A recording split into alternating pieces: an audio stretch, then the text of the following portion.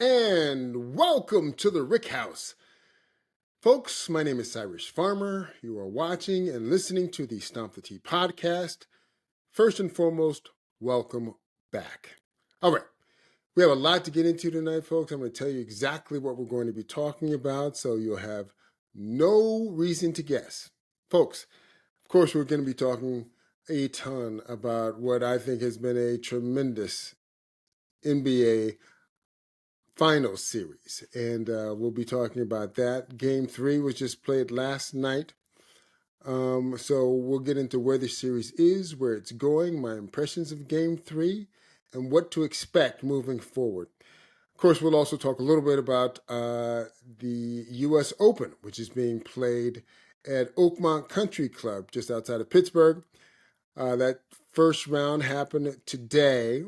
And obviously, the final 3 rounds will be played over the next 3 days. I'll give you a little bit of my thoughts on that. And can anyone not named Scotty Scheffler win this week's event? We'll see. I'll give you my opinion on that. And of course, we'll also be talking about everyone's favorite segment. What are you drinking tonight? But first, there is a little housekeeping that I would like to actually address and take care of. First and foremost, we would like to offer our heartfelt congratulations to Coco Gauff and Carlos Alcaraz for winning the women's and men's singles titles at this year's French Open. From what I understand, both matches were compelling in their own way. Obviously, Alcaraz coming back from 2 sets down against Sinner to win what most people have called an instant classic had to be tremendous. I have yet to watch the French Open. I will try to watch that sometime in the next couple of weeks. It's probably going to be the next couple of months, to be honest. I watch it between the end of basketball and the start of the football season. But I will get that done. And Coco, beating the number 1 player in the world for her second major, that had its own version of compellingness, from what I understand. So congratulations to both. I really look forward to seeing those matches in the future, even though it's after the fact.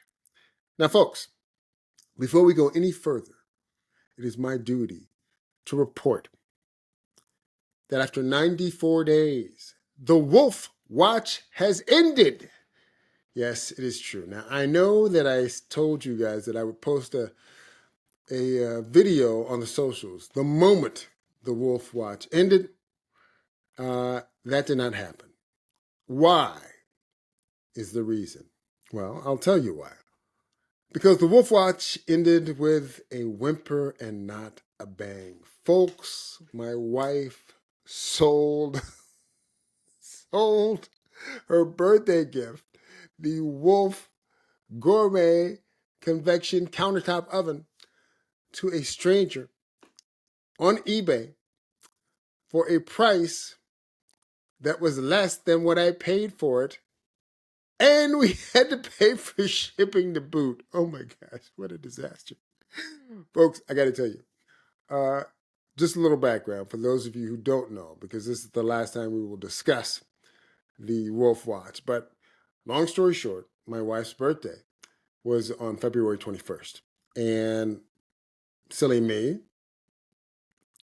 or more accurately, romantic me, decided to buy my wife a Wolf Gourmet Countertop Convection Oven.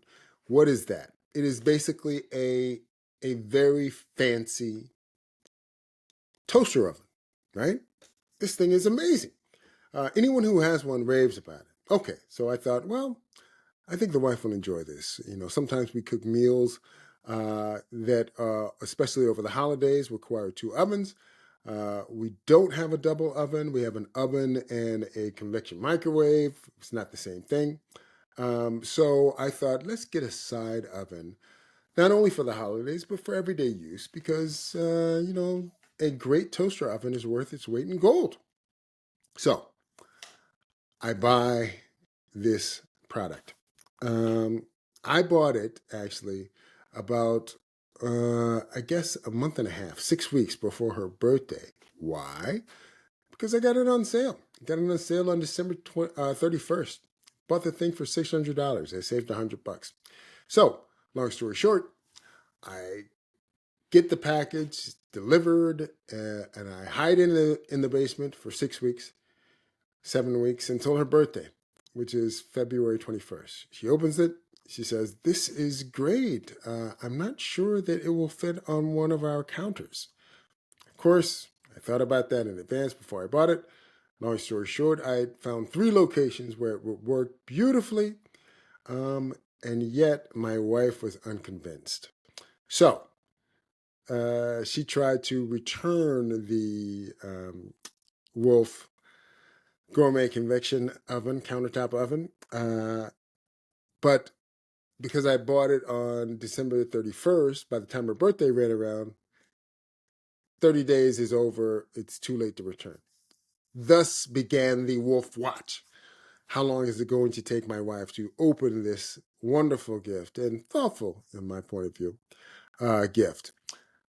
Well, we know the answer to that now. It took 94 days for her to not only not open the gift, but to sell it to someone for $525. Remember, remember, folks, I paid $600 plus tax to have this thing delivered to the home. And we had to pay to ship it to this random stranger. So, random stranger, whoever you are, if you bought a Wolf Gourmet Convection Countertop Oven recently from someone just outside of Philadelphia, congratulations. Happy birthday. I hope you enjoy it. Now, I'm sure there's a lesson to be taken from this entire episode. When I find out what it is, I will certainly let you all know. But what are you going to do? My wife, she's gorgeous, she's intelligent, she's smart, she's brilliant, she's funny, she's witty. But she can also be very stubborn. So, there it is. Wolf Watch ended. Okay. Moving on to the NBA Finals. Folks, I have to tell you, the level of Game 3 was an interesting level to me. It's the first game, obviously, for those of you who don't know. The Indiana Pacers won. I think they had a 9-point win. I think it was 116-107 last night in Game 3. And to me, it was the first time the Pacers actually looked like themselves, like the Pacers team that we've been seeing throughout the playoffs against various opponents. For whatever reason, and probably a lot of it had to do with being home for the first time in the finals. They really played free. They played loose. Halliburton was terrific. He was aggressive early and often. Now, look, this is what you have to know about Halliburton, right? The weird thing is, I'm going to read this so that I get this right. Halliburton was aggressive early and often, and he wasn't just aggressive taking shots. He was aggressive running the offense. He was getting into the paint, either taking shots or forcing the defense to collapse so he could kick out to a teammate. And he only took 4 additional shots than he did the prior 2 games, right? His stats were, he was 9 of 17. And, that's progress. You want to see Halliburton be a little bit more aggressive. And he was also very good defensively. He got picked on a little bit, but he stood his ground and, kept people in front of him. It was interesting to me because, this series so far through 3 games, we had everything. We've had a game-winning shot. We've had a blowout, game 2. And we've had, 2 bounce-back wins, right? Oklahoma City bounced back from the game 1 loss, and Indiana bounced back from the blowout that Oklahoma City put on them in game 3. So it's been fascinating watching this series. It's very evenly matched to a large degree, even though I think there's a reason Oklahoma City is the favorite. But as you can see, Indiana is not going anywhere. They're going to be there the entire series, and it is going to be fascinating to see how things develop. Pascal Siakam, once again, he was very steadying. What did he have? He had 21 points, shooting 8 out of 14. He was very, very, very, very solid. He's Pascal Siakam. You can count on him to show up in these games, in these big moments, in these series, because he's done it before and he will continue to do so. It's Pascal Siakam. Now, obviously, the big story from last night's game 3, was Benedict Mathurin and TJ McConnell. We had to talk about both of these guys. Let's do McConnell first. TJ, boy, he's been a pain for most of this postseason. I mean, he's the kind of player who, what did I write down? He pushes the pace for Indiana. He competes and he contributes. He does those 3 things consistently. And say what you want to about TJ McConnell. I don't think anybody's saying anything about him negatively. But say what you want to about him. He does those 3 things consistently. He pushes the pace. He competes very, very, very hard. And he finds ways to contribute. Now, last night he only had 10 points. But what did he do? He found ways to get his team. He steals 2 inbound possessions from the Oklahoma City Thunder for easy buckets for the Pacers. He literally was driving the lane at will almost. Even though he wasn't putting up shots, he was getting shots for his teammates. And he played good, solid defense. I mean, TJ kept his man in front of him most of the night. And he harassed and hounded men he weren't guarding, players he wasn't guarding. So TJ played very, very well. His contributions were really hard to deny. Benedict Mathurin, I have to tell you, was a revelation. Now, I can give you my my thoughts on Benedict Mathurin. I don't know the Indiana Pacers that well, but I did see him get into some kind of back and forth with one of the players from the Cleveland Cavaliers. I forget which one. And they both ended up getting double technicals at one of the games, and they were kind of needling each other throughout the series. And I thought Benedict Mathurin was just some guy who does not start and was kind of provocateur, kind of like a I want to say a poor man's Draymond Green. But it shows you what I didn't know. I mean, Benedict Mathurin had a great game last night. Let me read you his numbers. He scored 27 points in 22 minutes. He came off the bench, folks. 27 points in 22 minutes. He went 9 of 12 from the field. He hit 2 of 3 from three-point land and 7 of 8 from the line, from the free throw line. I mean, he was absolutely terrific. He was a better version of Wiggins was for Oklahoma City in game 2. Every time you looked up, Mathurin was making a big shot or he was getting fouled and going to the line and sinking free throws. Indiana, it's hard for them to win that game without Benedict Mathurin. He was terrific. So it's hard for anybody to play much better than that. So I give him a ton of credit. What else do we have? Oh, speaking of giving credit, let's give a little credit to Rick Carlisle, by the way. Rick Carlisle, I think both coaches in this series have done a very, very good job, and they have kept their teams in games where their teams didn't necessarily belong in games. They found ways to win games where their team were down. But Rick Carlisle decided to basically blitz Shai Gilgeous-Alexander from the moment he touched the ball in the backcourt through the entirety of the game. I mean, he sent so many different bodies at him. Nembhard, Neesmith. I think TJ guarded him a couple of times.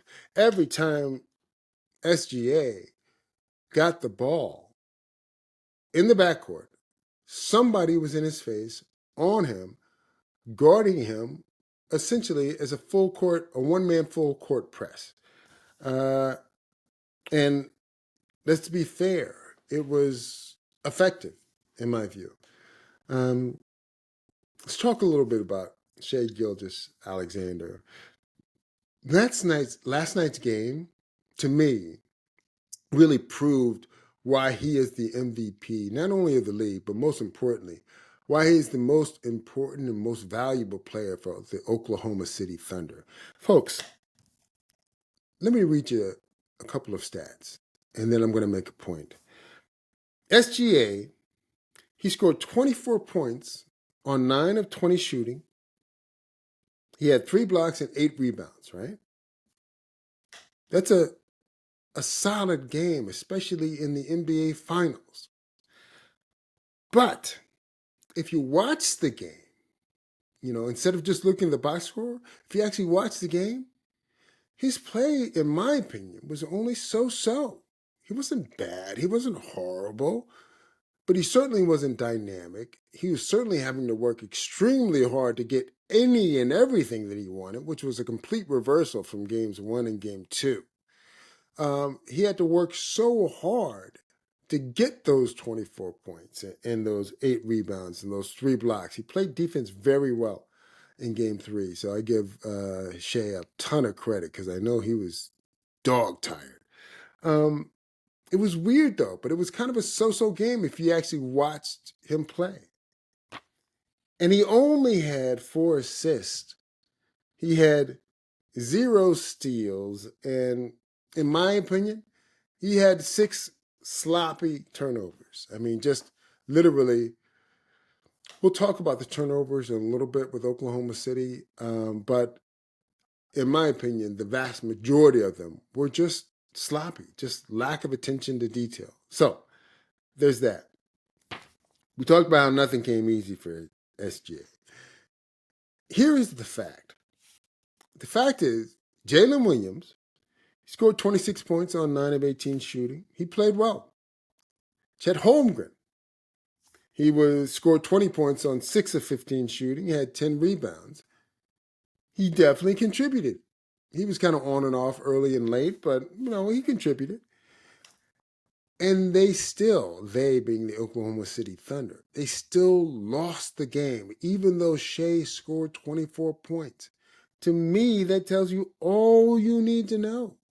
The Thunder, they rely so much on SGA to be great, especially so far in the finals, that it is very difficult for them to win when he's not.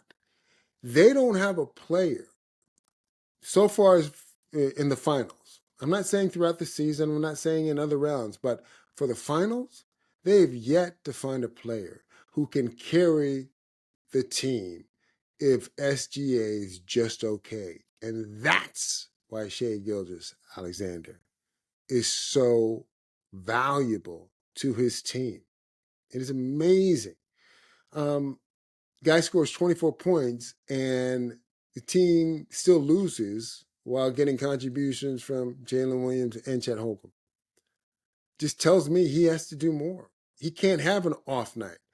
So for the next, few games, however long this series lasts, he has to be very good at a minimum, SGA. He can't be so-so, he can't be average. He has to be very good, if not great, if not spectacular.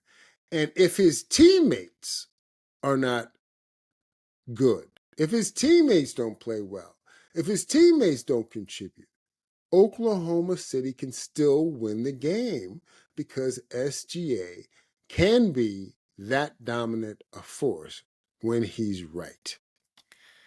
So, I have to say, the passes, the turnovers from Oklahoma City, to me, so much of them was just sloppy. It was just not taking care of the ball in the sense of cross court passes, you know, passes that were, easy to anticipate. It was very strange. Cross court passes, passes through traffic. They just were very sloppy. I thought they were very loose with the ball. Now, do not get me wrong. Indiana played fantastic defense, especially when it came to keeping whoever they were guarding in front of them. SGA, the defense on him was tremendous, as was the defense on the rest of the Thunder players, generally speaking. But they competed. They stuck their nose in there. They were literally as physical and had as good foot movement, the Indiana Pacers, as you normally would see from a team like the Oklahoma City Thunder. Now, I have to be a little honest. I'm a little puzzled why the Oklahoma City Thunder defense has kind of been on and off. Especially early in games, game one, obviously, game two, and even game three, the Oklahoma City defense kind of put its imprint on the game and would turn Indiana over. But for whatever reason, Indiana's turning the ball over less and less and less the more they play Oklahoma City. It is fascinating. Obviously, that is coaching. So it's fascinating to see how that's happening and why that's happening, trying to understand why that's happening. I do have to say this. I think that the Oklahoma City Thunder, I still have them winning this series in 6 games, by the way, but we're going to get into that in just a moment. I think the Oklahoma City Thunder have another bounce back game in them. And we'll probably see that bounce back game tomorrow night, game 4. So let's talk a little bit about game 4. Like all that's being said, it was a great win for the Pacers, game 3. Congratulations and kudos to them.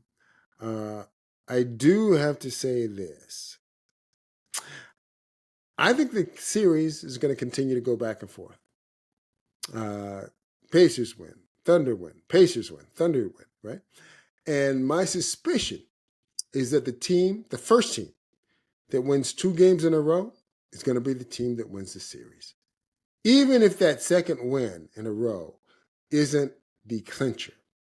For example, the Indiana Pacers won game 3. If they win game 4 as well, I think that they're probably going to win the series, whether they win the series in game 5, 6, or 7. Which brings me to the importance of game 4. Look, the Indiana Pacers did what they had to do last night. They got a split minimum at home. And that's literally all they had to do. Now they have a chance to be greedy. Game 4. It is a huge game. Just as every game in the remainder of this series will be a huge game, game 4 is as big as it gets for both teams. But I will say this, and this is just my opinion. I think the game is more important for Indiana than it is for Oklahoma City. Why do I say that? For whatever reason, and I may have no proof of this, maybe it's just a feeling, but I will tell you regardless. I believe that the Oklahoma City Thunder have a higher likelihood of bouncing back from a 3-1 deficit to win the title in 7 games than I believe the Indiana Pacers will beat the Oklahoma City Thunder 2 games out of 3 if the Thunder win tomorrow to go to 2-2. Now, you might say, Cy, what are you talking about? The Indiana Pacers just beat the Oklahoma City Thunder 2 games out of 3. They're up 2-1, and they've only played 3 games. True, granted, I believe that. I just don't believe the Indiana Pacers can do that twice in one series. Could be wrong. I just don't believe it. I'm going to have to see it.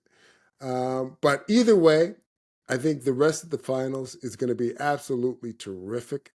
I'm really looking forward to Game 4. I think that it's going to be a slugfest. I think Indiana is literally out for blood. They want to win this game in the worst way possible. And I do think the Oklahoma City Thunder will be desperate to win this game. Not in a sense of panic, but in a sense of they want to get it back to even before going back to Oklahoma City. No one wants to play with the pressure of having to win 3 elimination games in a row to win the title. I don't care who you are. But I do think they will make adjustments, coaching and otherwise, the Oklahoma City Thunder. And I expect to see a big-time game from the league MVP, Shai Gilgeous-Alexander, tomorrow night in Indiana. I also expect to see Tyrese Halliburton literally try to put his stamp on this series by giving us an even bigger effort tomorrow night than he gave us in Game 3 and the end of Game 1. I think it is going to be a knockdown, drag-out game. Big shots, big moments. I don't think it's going to be a blowout. I don't think it's going to be a comfortable win either way. I think Game 4 is going to be probably the game of the series when it's all said and done. We shall see. All right. So there is that. Folks, I would be remiss at this point if I didn't remind you to tell everyone you know, tell your friends, tell your enemies, tell people you like, tell people you don't like about how much you enjoy the Stomp the Tee podcast. We are here for you, week in, week out. We love bringing you content like this that you can't find anywhere else online. So don't forget, Stomp the Tee, spread the word. All right. Let's talk a little bit about golf's U.S. Open. First round was today, and I have to say, I didn't get a chance to see much of the first round today. I was running around a little bit, had a couple things to do. I will be looking to catch the final 3 rounds with much more attention. So I think it's going to be interesting to see what the final score is going to look like. Look, they're expecting some weather out at Oakmont. I think both Friday, Saturday. I should say, they're expecting some weather in Oakmont. I think all 3 days, Friday, Saturday, and Sunday. Who knows if it's going to show up or not? It's the weather. But if it doesn't show up, I think it's going to be hard to imagine the final score being under par. I think it's going to be a typical classic U.S. Open where par or worse is the winning score, depending on the weather. It was interesting. J.J. Spahn's your current leader. He's at 4 under. We'll see how well, again, these scores hold up. I think even with the weather, I think it might be difficult to score depending on how the greens are treated. Supposedly, Oakmont has some really, really good drainage, both in the bunkers, greens, fairways. The whole property supposedly drains really well. So it still could get bouncy even with weather being thunderstorms, showers, whatever. Brooks Koepka, he shot 2 under today. John Rahm, he shot 1 under today. So both are within shouting distance of the lead. J.J. Spahn's 4 under, 66, bogey-free, by the way. He played well. Good for him. Congratulations. Let's see where he is after 3 more days. I was happy that J.J. Spawn played well. He played really well at the Players' Championship too. So I'm not against J.J. Spawn. You have some other notables. And what did they do? Rory shot a 74, right? So he is 8 shots back. Scotty Scheffler, he shot a 73. He's 7 shots back. Xander Schauffele, he shot a 72. He is 6 shots back currently. Those are some of the other notables who were out there on the course competing today. I think it's going to be really interesting to see what the cut is. All right, so the lead right now is 4 under. Supposedly it's going to get a little harder tomorrow. Who knows? But let's say it does get harder. Will the lead be under par tomorrow or not? I think it's probably going to be 1 under is going to be the lead. That's going to be my guess. So everybody within 10 shots of that, or top 15 ties, however they decide to do it. I think 1 under is going to be the lead tomorrow. So at the end of the playing day. So let's see how JJ does. Let's see how some of the others who are up there do. It'll be interesting to see if either Koepka or Rahm try to stretch my projected 1 under lead to 2 under, 3 under, 4 under. It'll be fascinating to see. I do have to say, it's very hard to pick anyone other than Scotty Scheffler when he is entered into an event. But I'm going to go ahead and take a shot at it. If I were to pick someone other than Scotty Scheffler, who's only 7 back, I mean, he could win. He was. I don't know how far back he was at the PGA this year, but he wasn't in the top 3 after day 1 or 2, I think. I think he made his move on Saturday, late Friday, Saturday. But if I were to pick anyone for this particular event, the U.S. Open at Oakmont Country Club this year, I'm going to go ahead and do something that I have not done in years, and I'm going to pick Collin Morikawa. I think I've mentioned this on a number of different occasions. I do not trust Collin's putting. And of late, his iron play hasn't even been that special, which is really his calling card. But I think, especially after the way he played today, I think if he can make any putts at all over the next 3 days, he has a terrific shot to win this U.S. Open title. So I'm going officially with Collin Morikawa. What a Collin shot. I think Collin shot even par today, right? So he's 4 back currently. I'm going to go with Collin Morikawa to win this year's U.S. Open. So we'll see how he does. I'm looking forward to actually seeing this course and see how it plays. I was in love with the course in 2016 when Angel Cabrera won it. No, that was I think it was 2007 when Angel Cabrera won. I don't really remember much of the U.S. Open from 2016 when Dustin Johnson won. For some reason, I don't think I watched that U.S. Open. I think I was in the process of moving from Los Angeles to Philadelphia. So that might have been why that U.S. Open kind of slipped through the cracks for me. But that being said, looking forward to seeing the last 3 rounds. U.S. Open, I will be there in spirit to watch. Okay, folks, now it is time for everyone's favorite segment on this show. That segment actually allows me to ask you a question. And I'm going to ask you the question right now. What are you drinking tonight? Well, I can tell you what I'm drinking. And that is Heaven's Door Single Barrel Bourbon. Folks, those of you watching on YouTube, I am showing the bottle now.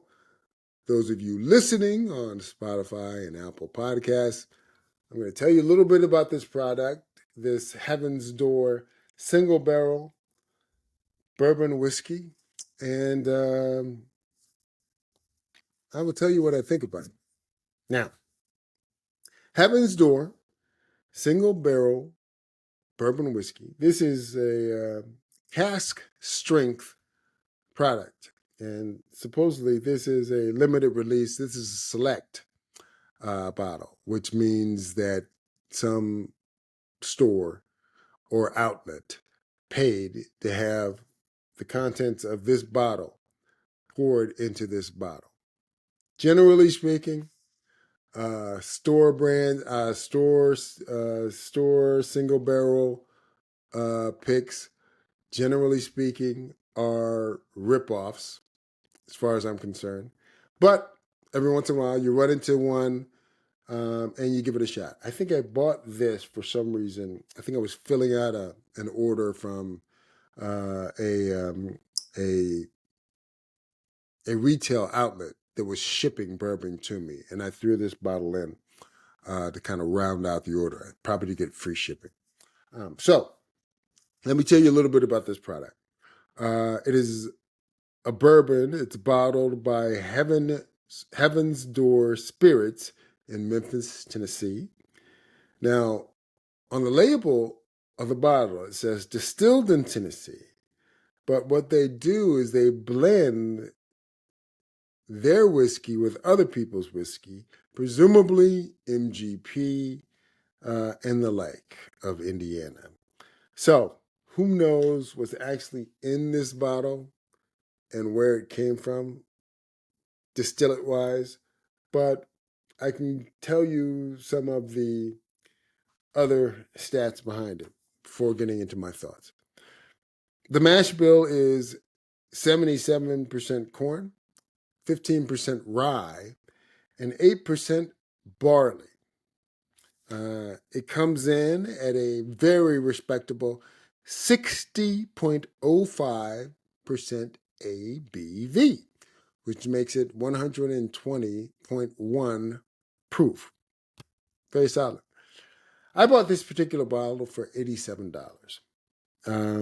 This is, again, a single barrel bourbon finished in uncharred Irish whiskey casks. So that is the, I don't want to say gimmick, but that is the kind of hook for this product. So what do I think of it? Well, I can tell you that it's pretty solid, generally speaking. Relatively, it's inoffensive. It's mildly spicy. It drinks smoother than its actual proof. You can definitely kind of taste the whole Tennessee whiskey portion of this bourbon. As most of you know, Tennessee has a filtering process that kind of distinguishes their whiskey from whiskey almost anywhere else in the world. I think it's called like the Lincoln County process or the Lincoln process, where they filter through and over charcoal. It gives the whiskey a very distinctive flavor profile. I do have to say, this, again, drinks smoother than its proof, but it's overpriced at $87. It just is. I mean, is it drinkable? Absolutely. Is it bad? No, not at all. Would I buy this again for $87? Absolutely not. I mean, I'll drink it because I have it, but I would never run out and go buy another bottle of Heaven's Door for $87. I might do it for $45, something like that.